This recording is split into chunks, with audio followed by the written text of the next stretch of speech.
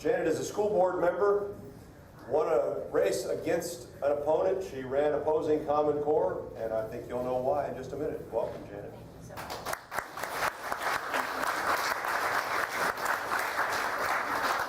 Hi, everybody, and I appreciate all the commentary from such a precise and observant young woman. We have, I would say the majority of our kids in school know what's going on, and that's why they're revolting. And they need our help, and they need your local school boards as well.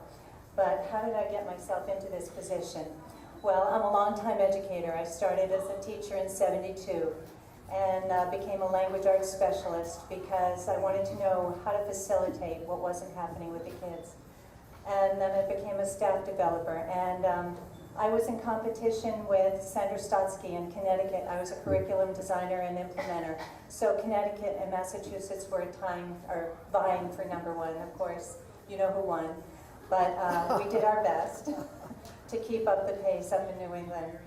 So I know what it takes to do focused, educationally sound, developmentally appropriate curriculum with appropriate materials to ground that material. To have a standard without grounding is like a balloon without a string to hold on to.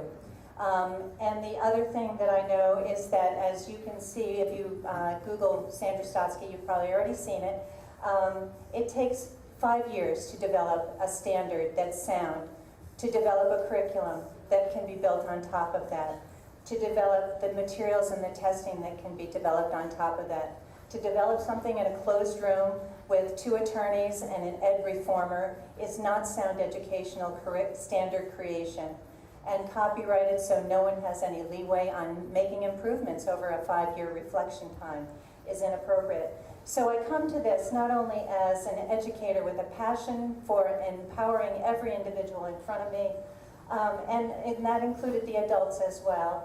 As a staff developer, I got deeper into the human body. I'm a learning specialist, a neurodevelopmental therapist.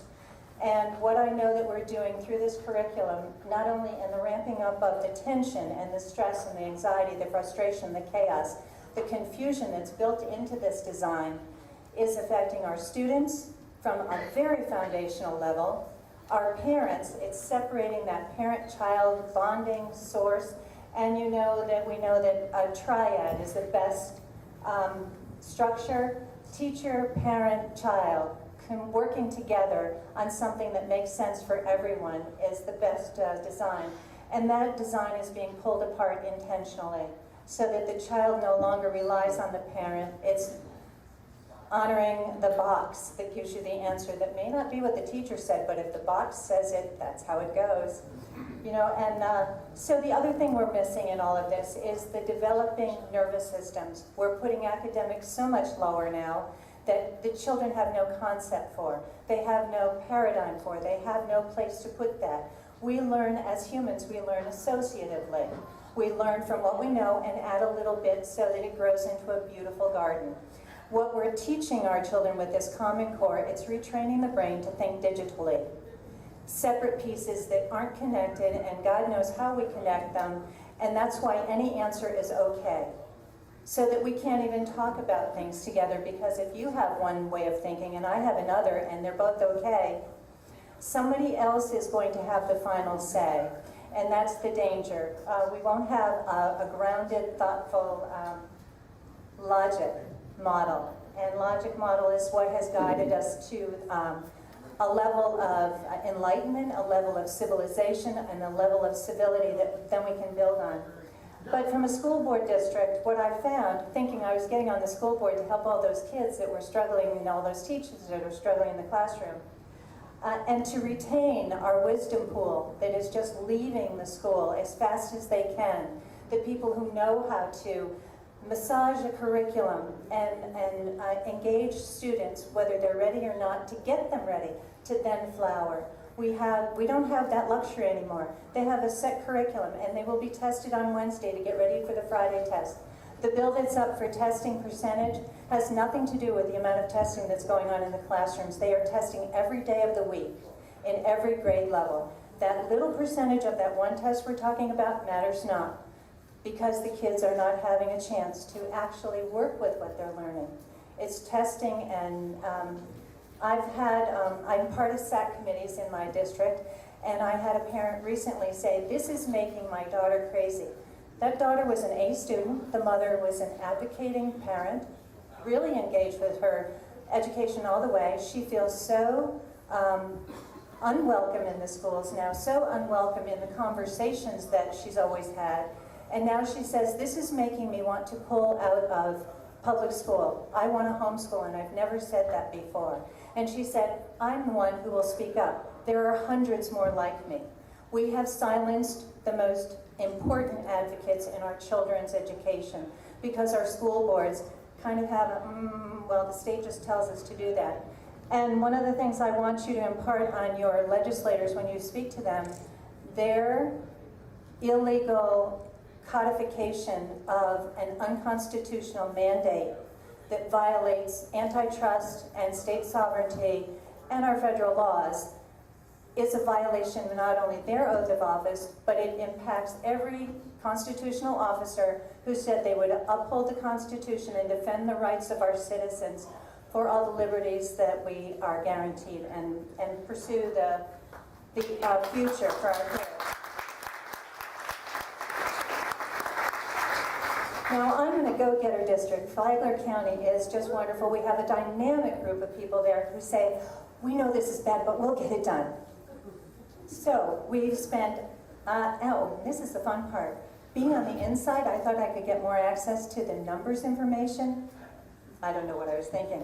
So it's something we just can't, it's in every category, and it's, this here and that there. And I said, well, let's put it all together. If you know where it's hiding, let's put it all together. So we have about 7 curricula people who have gone out and created all of the EOCs that we need on the backs of the teachers who have also put in time and effort. So if you count up all of those professional staff members' time, plus their time on task is not put into making our curriculum better or a more enhanced curriculum. Our technology department has blown up, I think, 4 times. Wonderful, masterful magicians, I love them all. But to make the technology more important in our district than our students is out of balance. And while we say we're getting ready for the future, I know that our kids are going to be able to talk to the wall and say, I want that. Our technology will advance, but we're limiting them to a digital box. We're also limiting their cognitive development because every finger on your hand, when used in concert, grows new neural netting. Every digital push develops a dot. It's not connected. So what we're doing with this digital emphasis, especially in the lower years, is hurting. The amount of screen time, the American Pediatrician Association recommends no more than 2 hours of total screen time a day. So all of you folks are overdoing it too, so back off. Or get up and move more. We have less movement, less art, less music, less vitality, less coherent organizing stimulation during the day. But we have a lot more digital information, a lot more stress on the system. And the screen time makes the body go into a fight or flight situation. So we've got more adrenaline and cortisol already coming in, triggered by the technology. But then when you put the confusion of the curriculum, the confusion of the materials, the offensive introduction of concepts that are developmentally inappropriate, that they're trying to make sense of, is way too much for a system. And the kids are finding, I've talked to some middle school counselors, and they're finding more anxiety reports, more behavior reports, referrals, because kids are so confused, they keep asking too many questions, and the teachers refer them to the counselors. So we're putting our kids in a real box. So the money for the school districts is unbelievable and hasn't really been focused. Our unfunded mandates are, of course, strangling everyone. But again, it's a one-size-fits-none. And this whole thing about high-stakes testing, in any other industry, you would have to sign informed consent to participate in an experiment. Every school district, every school board should be encouraged to have a policy where we do not put the pressure on the parents to opt out. We need to give the parents a form that says, I agree to have my child participate in this experiment for curriculum, for testing, for materials. Otherwise, then we should follow through and give them a respectful opt-out. If the school board will not do that, and I hope you can encourage yours to do so, we have to help those kids and parents who feel it's beyond and they're using their best judgment. They are their best advocates. And I know I've gone over 5 minutes, right, Keith? Is that what that sign is for? Okay. So, how long has it been up? Okay. So I want to leave you with one thought. We just spent the month of February, Black History Month, right? As a current, or a close to current reminder, Martin Luther King maintained that we have a moral, ethical, and professional obligation to focus sunshine and unjust laws on unjust laws to make them right. We are doing the right thing for our kids, our society, and the world when we oppose a business-friendly model, not an educational model. Thank you. Given an assignment for her 7th